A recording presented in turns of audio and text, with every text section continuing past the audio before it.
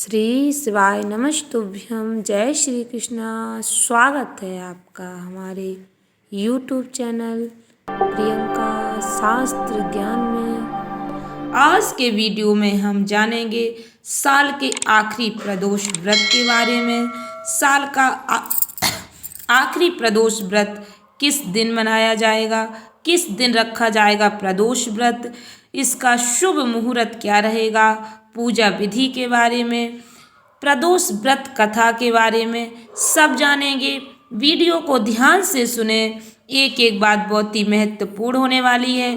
Video को पूरा देखें। वीडियो में आगे बढ़ने से पहले कमेंट बॉक्स में पूरे भक्ति भाव के साथ हर हर महादेव, श्री शिवाय नमस्तुभ्यम अवश्य लिखें। चैनल पर पहली बार विजिट हुए, पहली बार मेरी आवाज़ सुन रहे तो चैनल को सब्सक्राइब करके बेल आइकन अवश्य दबाएं।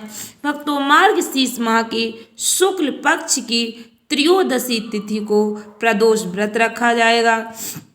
प्रत्येक माह में दो त्रयोदशी तिथि पड़ती हैं। दोनों ही त्रयोदशी तिथि को प्रदोष व्रत रखा जाता है। मार्गशीर्ष माह के शुक्ल पक्ष की त्रयोदशी तिथि 24 दिसंबर को सुबह 6:24 से शुरू होगी। इसका समापन 25 दिसंबर को सुबह 5:54 यानी 54 पर होगा। जैसा कि आप सभी लोग जानते, प्रदोष व्रत में देवादिदेव महादेव की पूजा आराधना प्रदोष काल के समय की जाती है। इससे मनवांछित फलों की प्राप्ति होती है। भगवान भोलेनाथ और माता पार्वती का आशीर्वाद प्राप्त होता है। इसलिए 24 दिसंबर को ही प्रदोष व्रत रखा जाएगा। इस बार रविवार के दिन प्रदोष व्रत पड़ रहा है तो रवि प्रदोष व्रत कहा जाएगा।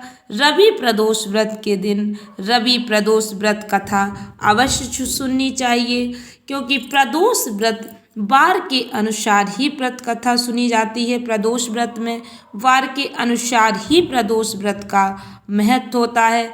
त्रयोदशी तिथि के दिन जो वार पड़ता है उसी व्रत कथा को सुना जाता है। जैसे सोमवार के दिन यदि प्रदोष व्रत पड़ता है तो सोम प्रदोष व्रत के नाम से जाना जाता है और सोम प्रदोष व्रत कथा सुनी जाती है। इस बार रविवार के दिन प्रदोष व्रत पड़ रहा है तो रवि प्रदोष व्रत कथा सुननी चाहिए। व्रत कथा अवश्य ही सुननी चाहिए। व्रत कथा का विशेष महत्व होता है। रवि प्रदोष व्रत के दिन व्रत रखने से, कथा सुनने और पढ़ने से जीवन के सभी कष्ट दूर हो जाते हैं। भगवान भोलेनाथ और माता पार्वती की असीम कृपा प्राप्त होती है। इसलिए प्रदोष व्रत कथा अवश्य ही सुननी चाहिए। व्रत कथा सुनने से अभीष्ट फलों की प्राप्ति होती है। रवि प्रदोष व्रत का महत्व क्या है, ध्यान से सुने भक्तों।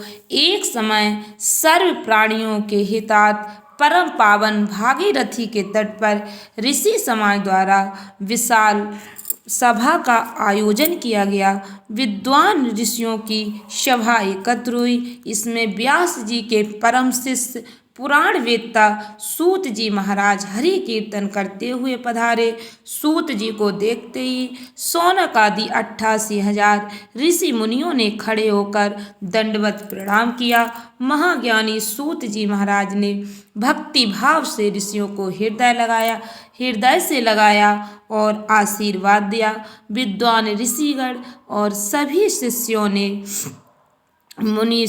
मुनिवर से विनीत भाव से कहा, हे परम दयालु, कली काल में शंकर जी की भक्ति किस आराधना द्वारा प्राप्त होगी, हम लोगों को बताने की कृपा कीजिए, क्योंकि कलयुग के सभी प्राणी पाप कर्म में रत रहकर वेद शास्त्रों से विमुख रहेंगे। दीन जन अनेक संकटों से त्रस्त रहेंगे। हे मुनिश्रेष्ठ, कली काल में सत्य कर्म की ओर किसी की रुचि न होगी। जब पुण्य क्षीण हो जाएंगे तो मनुष्य की बुद्धि असत कर्मों की ओर खुद ब खुद प्रेरित होने लगेगी। इसलिए आप ऐसा कौन सा उत्तम व्रत है जिससे मन वांछित फल की प्राप्ति होगी। इसलिए आप कृपा करके हमें यह बताइए कि कलयुग में प्राणियों के संकट को हरने वाला कौन सा व्रत होगा जिससे मनुष्य की बुद्धि असत कर्मों की ओर प्रेरित न हो, जिससे दुर्विचारी पुरुष वंश सहित समाप्त न हो। इस अखिल भूमंडल पर जो मनुष्य ज्ञानी होकर ज्ञान की शिक्षा नहीं देता, उस पर परम पिता परमेश्वर कभी प्रसन्न नहीं होते।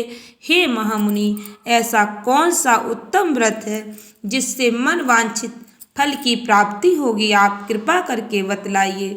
ऐसा सुनकर दयालु हृदय श्री सूत जी कहने लगे, हे श्रेष्ठ मुनियों, आप धन्यवाद के पात्र हैं। आपके विचार प्रशंसनीय हैं। आपने हृदय से परहित की भावना है, इसलिए आपने ऐसा प्रश्न पूछा। शौनक आदि ऋषियों, मैं उस व्रत को तुमसे कहता हूँ जिसके करने से सब पाप नष्ट हो जाते हैं, धन वृद्धि कारक, दुख विनाशक, सुख प्राप्त कराने वाला, संतान देने वाला, मन वांछित फल प्राप्ति कराने वाला यह व्रत मैं तुमको सुनाता हूँ, जो किसी समय भगवान भोलेनाथ ने माता सती को सुनाया था, उनसे प्राप्त है। परम श्रेष्ठ उपदेश मेरे पूज्य गुरु जी ने मुझे सुनाया था, जिसे आपको समय पाकर शुभ मेला में मैं सुनाता हूँ। बोलो उमापति महादेव की जय। सूत जी कहने लगे, आयु वृद्धि स्वास्थ्य लाभ हेतु त्रयोदशी का व्रत करना चाहिए। इसकी विधि इस प्रकार है, प्रातः स्नान कर निराहार रहकर शिव ध्यान में मग्न हो, शिव मंदिर में जाकर भगवान भोलेनाथ की पूजा करें।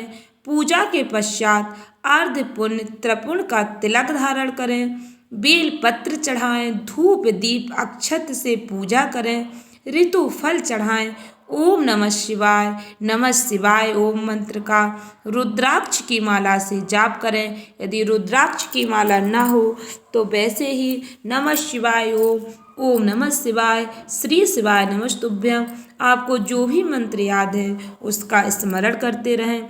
ब्राह्मण को भोजन कराकर सामर्थ्य अनुसार दक्षिणा दें। सत्य भाषण बोलने चाहिए, झूठ नहीं बोलना चाहिए। सत्य बोलना परम आवश्यक है। हवन आहुति भी देनी चाहिए। इसके बाद मौन व्रत धारण करें। व्रती मंत्र ओम ह्रीम क्लीम नमः शिवाय स्वाहा से हवन आहुति दें। आप छोटा सा हवन अज्ञारी कर सकते हैं और उसमें ओम ह्रीम क्लीम नमः शिवाय स्वाहा मंत्र की आहुति देने से अभीष्ट फल की प्राप्ति होती है।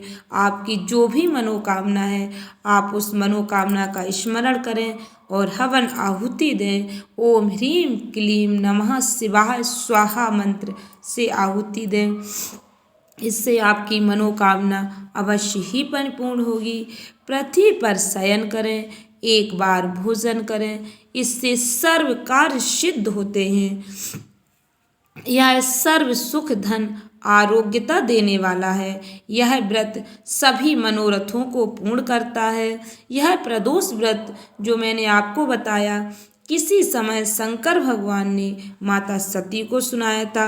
शौनक आदि ऋषि बोले, हे पूज्यवर, परम गोपनीय मंगलप्रद कष्ट निवारक आपने यह व्रत हमें बताया। कृपया यह बताने का कष्ट करें कि यह व्रत किसने किया और उसे क्या फल प्राप्त हुआ। रवि प्रदोष व्रत कथा का वर्णन करें। सूत जी बोले, हे विचारवान ज्ञानियों, आप शिव के परम भक्त हैं। आपकी भक्ति देखकर मैं व्रती पुरुषों की कथा कहता हूँ। कथा ध्यान से सुने। एक गांव में अति दीन ब्राह्मण निवास करता था। उसकी साध्वी स्त्री प्रदोष व्रत किया करती थी। उसे एक ही पुत्र रत्न था।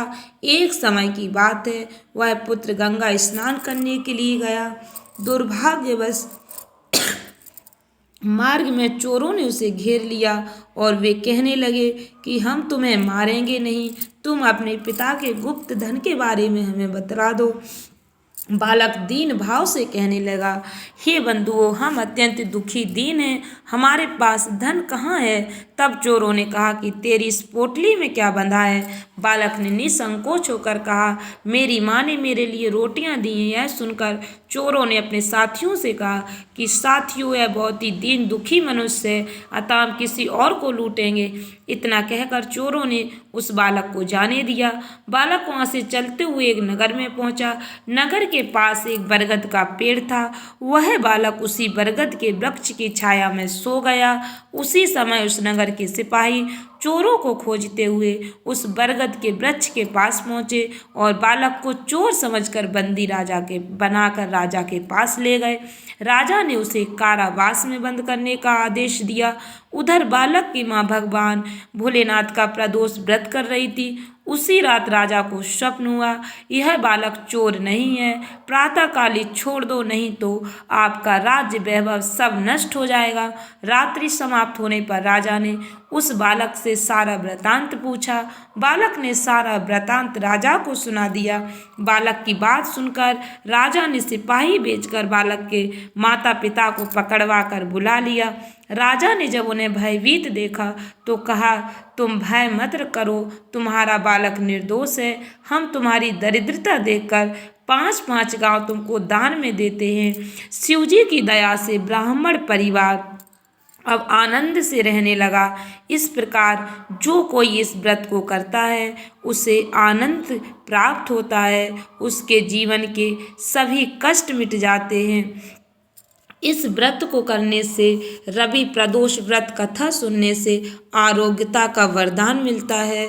जो व्यक्ति किसी रोग से पीड़ित है, बहुत दिनों से उसका कोई रोग पीछा नहीं छोड़ रहा, रवि प्रदोष व्रत विधि विधान से करने से उसे अवश्य ही आराम मिलेगा, उसे रोग से अवश्य ही मुक्ति मिलेगी। श्रद्धा भक्ति से, सच्ची भावना से जो भगवान भोलेनाथ की पूजा आराधना करता है, भगवान भोलेनाथ माता पार्वती उस पर अवश्य कृपा करते हैं। आशा करती हूँ वीडियो अच्छी लगी होगी। वीडियो अच्छी लगी हो, उपयोगी लगी हो तो वीडियो को अधिक से अधिक लोगों को शेयर करें, जिससे हमारी जानकारी अधिक से अधिक लोगों तक पहुंच सके और भगवान भोलेनाथ का आशीर्वाद हम सबको प्राप्त हो सके। धन्यवाद भक्तों। श्री शिवाय नमस्तुभ्यं।